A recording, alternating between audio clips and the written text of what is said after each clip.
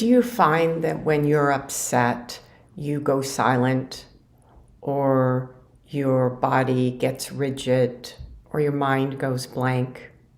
These are all signs that your body goes into what we call the freeze response when it perceives a threat or danger. So first thing is, why do we do that? Well, the important thing to know is that the we is actually the automatic functioning brain. So the brain's most primitive survival self-protective part, called the limbic brain and the brain stem, that part of the brain is all about our survival.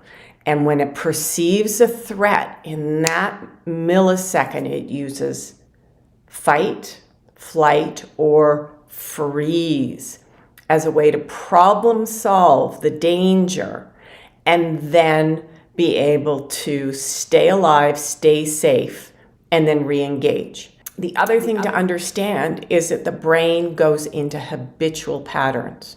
So for all of us whose habitual style is when we're suddenly nervous, we go quiet and we stare at the floor and we can't find our words. So when you notice you're in that reaction, one of the things you can just do is like, okay, I'm going to get up and move. Right?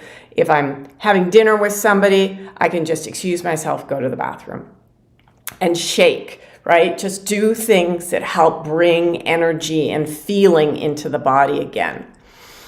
Breathing deeply is another helpful way, right? Because what happens with the breath is the breath gets quiet, right? Because again, if you're trying to be in a freeze response, nobody knows I'm here, well, the danger passes, right? We're going to stop breathing. So allowing yourself to take deep, full breaths is another way to, in the moment, bring ourselves literally back to life. Getting physical, breathing, noticing the environment, talking to ourselves about the environment, literally directing ourselves, looking around, describing all the objects, that helps the brain recognize, hey, this is a different environment today. This is a safe environment. It's fine to be engaged. I don't need to go down into that freeze stuck response.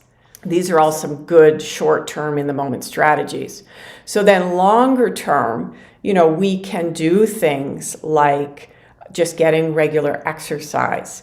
I once had a psychotherapy client who, for her, she took boxing classes because that for her was a way to just continuously work with her body and her sense of power to help change the way she is in her felt experience in her body. Journaling is a great thing to do, really allowing ourselves to know ourselves in the present moment and all of our resources and the things that we are capable of and are important to us. Again, anything that's engaging our resourced self is helpful. Talking to friends, if you haven't, trying some talk therapy to allow yourself to work through whatever might be early childhood traumatic experiences that have led to this patterning.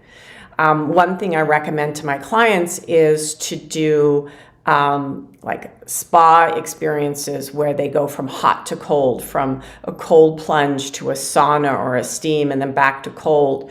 You can even do it at home, although it's harder to turn on the shower to really hot and then turn it on to cold, but that really energizes the felt experience in our body. So to do that practice regularly. And then for really working with that brain habituation, one of the things that I offer to my clients and to the general public is neurofeedback training. And what's so great about that is it's giving feedback to that automatic functioning brain that it's stuck in that habitual freeze response. And interestingly, it actually takes a lot of energy for the brain to go into freeze and keep our bodies and minds frozen. And so when the brain sees that it's stuck in that habitual pattern and it's also in a safe environment, that brain is motivated to change and to come into a state of regulation, which is open, it's relaxed, it can take in information and give out information, it can be cheerful, takes a lot less energy to be in that state of regulation. So another thing I recommend for people who really want to do everything they can to get out of this freeze response is to do a few months of neurofeedback training. The home program is great because you can do it daily at home. And that's teaching that brain to come up and out of that habitual response and into regulation. So please remember, this is a practice over time that you're going to do. And if you commit to the practice, whatever your practices are, you will shift that brain because the brain wants to rewire itself. It doesn't want to use energy needlessly. And so I encourage you, please start your own program today to help yourself come out of that freeze response.